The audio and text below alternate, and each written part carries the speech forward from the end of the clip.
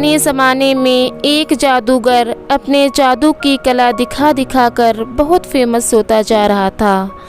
कई बड़े बड़े लोग उसे अपने यहाँ बुलाते, जादू दिखाने के लिए कहते, और जब वो जादू दिखाता तो खुश होकर उसे छोटा मोटा इनाम देते। जादूगर इतना मशहूर हो गया था कि उस राज्य के राजा तक भी उसकी बात पहुँच गई। इसलिए राजा ने भी उसका जादू देखने की इच्छा जताई। राजा का बुलावा आया तो जादूगर भी खुश हो गया। उसने सोचा अपनी ज़िंदगी का सबसे बड़ा इनाम पाने का ये एक अच्छा मौका है। कोई ऐसा जादू दिखाऊंगा कि राजा खुश होकर बहुत बड़ा इनाम दे दे। जादूगर राजा के दरबार में पहुंचा। तब तक उसने सोचा नहीं था कि वो क्या जादू दिखाएगा।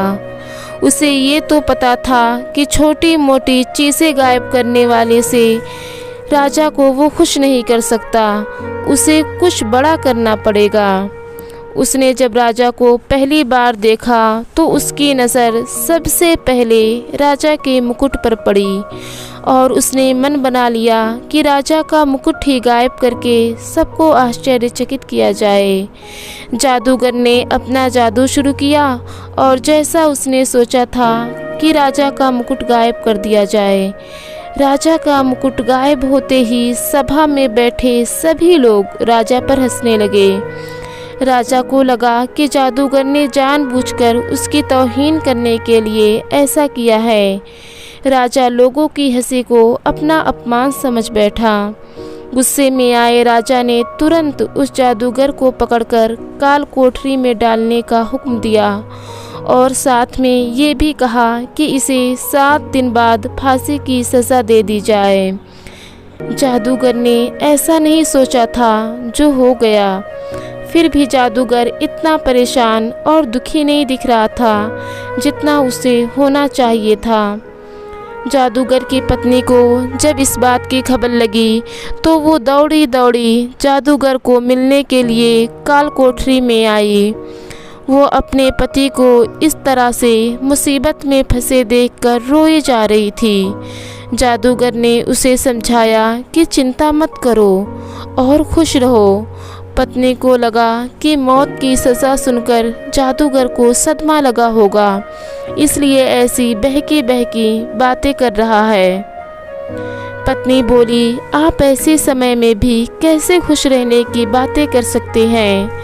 जादूगर पत्नी से बोला, अभी से क्यों दुखी होना, अभी तो मेरे पास 7 दिन बचे हैं, बाद में देखेंगे, जो होना होगा हो जाएगा। जादूगर की पत्नी रोज़ उससे मिलने आती और जादूगर उसे खुश रहने के लिए कहता और कहता कि अभी इतने दिन बचे हैं। आखिरकार वो दिन भी आ गया जिस दिन जादूगर को फांसी देनी थी। राजा भी उस दिन अपने घोड़े पर सवार होकर जादूगर को देखने के लिए आया था। राजा को घोड़े पर देखकर जादूगर के दिमाग में एक आइडिया आया। वो राजा को देखते ही उदास होने का नाटक करने लगा और रोने लगा। राजा ने उससे कहा कि क्यों, उस दिन तो मेरी बेइज्जती करके बहुत हंस रहे थे और लोगों को भी हंसा रहे थे, आज क्यों रो रहे हो? जादूगर ने कहा, महाराज, मैं मौत के डर से नहीं रो रहा था। मौत का क्या है, वो तो एक दिन आनी ही है। मैं इसलिए रो रहा हूँ कि मेरे इतने सालों की मेहनत, जिससे मैं अपने घोड़े को उड़ना सिखा रहा था, सिर्फ 1 साल की वजह से बर्बाद हो जाएगी। अगर मेरे पास 1 साल होता तो मैं अपने घोड़े को उड़ाने में कामयाब हो जाता। जादूगर की बातें सुनकर राजा को लगा कि अगर उड़ने वाला घोड़ा उसे मिल जाए तो वो दुनिया का सबसे सफल राजा बन जाएगा। वो उड़कर किसी भी अन्य राजा को बड़ी आसानी से युद्ध में हरा पाएगा। राजा के मन में लालच आते ही राजा ने उसे 1 साल तक का समय दे दिया और कहा कि अगर तुम 1 साल में मुझे ऐसा घोड़ा देने में कामयाब हुए तो तुम्हें फांसी की सज़ा नहीं दी जाएगी, लेकिन तुम अगर ऐसा नहीं कर पाए तो तुम्हें फांसी से भी खतरनाक मौत दी जाएगी।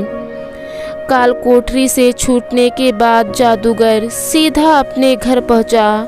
जादूगर ने देखा कि उसका पूरा परिवार और पत्नी और बाकी सब लोग उसकी मौत का शोक मनाने के लिए इकट्ठा हुए हैं। जादूगर को देखकर सब आश्चर्यचकित हो गए। पत्नी जो पहले रो रही थी उसे देखकर खुश हो गई। थोड़े समय बाद सब अपने अपने घर चले गए। जादूगर की पत्नी ने जादूगर से पूछा, राजा ने तुम्हें छोड़ कैसे दिया? जादूगर ने उस शर्त के बारे में बताया जिसमें जादूगर को एक उड़ता हुआ घोड़ा राजा को 1 साल के भीतर देना था। शर्त को सुनकर जादूगर की पत्नी फिर गुस्सा हो गई और बोली, तुम कैसी अजीब शर्त मानकर आ गए?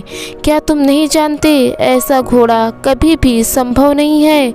जादूगर बोला, मुझे पता है उड़ने वाला घोड़ा मैं कभी नहीं राजा को दे पाऊंगा, लेकिन मुझे जो 1 वर्ष का समय मिला है मैं उसे खुशी खुशी तो जी पाऊंगा। अब तुम भी चिंता छोड़ो और खुश रहो। 6 महीने ही बीते थे कि राजा और उसका घोड़ा दोनों ही मर चुके थे। अरे राजा ही नहीं रहा तो जादूगर को दी गई मोहलत जो 1 वर्ष की थी अब जीवन भर की हो गई।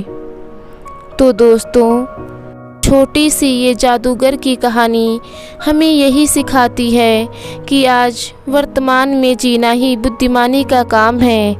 आपके पास अभी जितना समय है उसे खुशी खुशी जियो, उसका आनंद लो। कल क्या होगा उसकी चिंता मत करो। अक्सर हम जो सोचते हैं भविष्य उससे बहुत अलग होता है। इसलिए हमें जो वर्तमान का मूल्यवान समय मिला है उसे भविष्य की चिंता करके वेस्ट करने का कोई मतलब नहीं है। मेरे प्यारे दोस्तों, अगर आप सभी को हमारी स्टोरी पसंद आती है तो वीडियो को लाइक, शेयर और चैनल को सब्सक्राइब ज़रूर कीजिएगा। तब तक खुश रहिए, प्यार बांटिए।